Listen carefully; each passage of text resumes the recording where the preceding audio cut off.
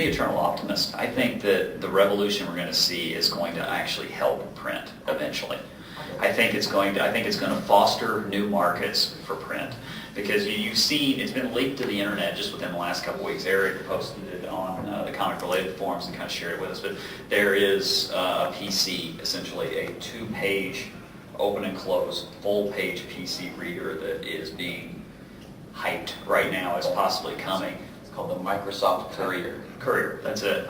But I mean, if you take the concept of the ability to go out there Wi-Fi at your local Starbucks, and you're reading your comic and it references another one, and you can click on that link and download it for 99 cents. That's hard to fight. That's hard to fight the sexiness of having a whole long box in your hand. But and more than the fact that this product is coming, I know for a fact Comics XP is researching how to get comics in this thing immediately. So it's going to happen right away.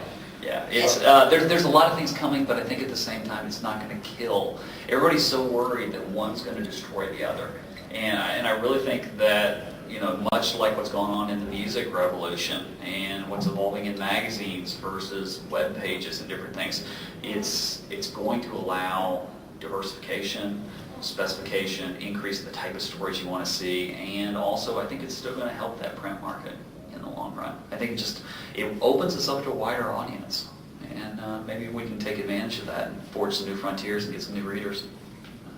Any other questions? Please. For the folks that still have regular full-time job, on top of your weekly hours, but how much time do you spend working on the comic? Well, for me, I'm really lucky. I've always known I wanted to write, and making $1 million I really don't care about. If I did, I wouldn't be doing a comic, right? If I wouldn't so I set up my job purposely. I found a job that allowed me to write. I work 3 12-hour shifts. Like they said, you got to sacrifice.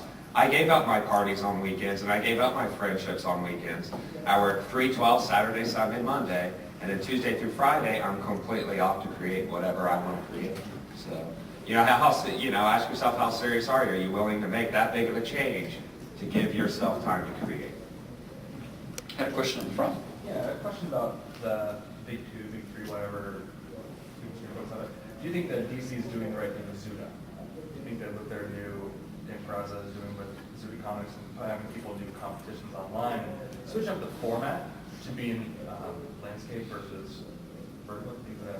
I think a lot of people are pissed about the fact that if you do that for Zuda, then they completely own your property. Yeah. And that's sort of what it's about, because comics in a lot of ways have become to the point of it. They're like, well, comics are nice, but I really want a movie, because they want to sell it. So the thing is, DC is doing that, but for DC it's great because they've got all these things that are there now for Warner Brothers to just pick from. So it's nice, but it's not.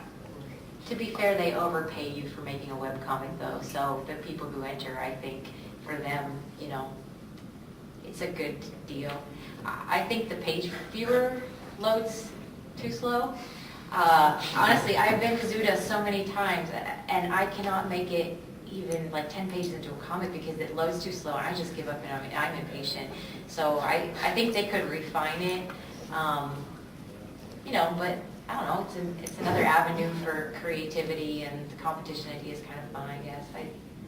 I don't know if there's a right or wrong answer to it. It's just DC has, I don't know if it's going to be different now that Warner Brothers has kind of embraced them a little tighter. But DC's always been a little rocky on their marketing side, and I think it was a good idea that they didn't get behind enough. It felt like an afterthought a lot as they did it, and I think they could have done a lot more marketing for it to help some of the creators that were coming through it. It's a good exposure. I think that you're talking about format, and the horizontal format, and I think that when they started, I think it's been 2 years now, I think that was a brilliant idea to try to change the format of comics. But now I'm thinking it's flipped the other way, where they need to look at the format, because now with these new tablets that I've been seeing prototypes for, it's flipping the other way, where they're trying to turn computers into a vertical format to match the comics that already exist.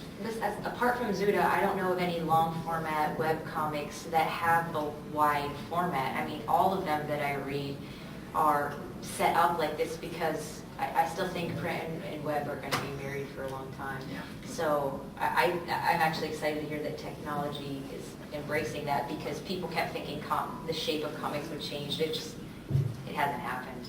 So. Any other questions?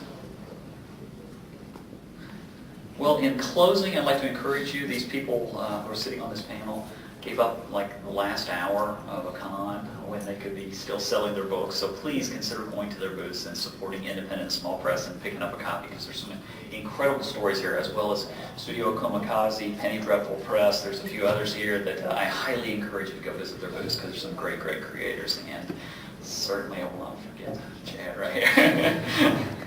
So thank you, everyone. And thank you for joining us. And if you give a round of applause for our creators.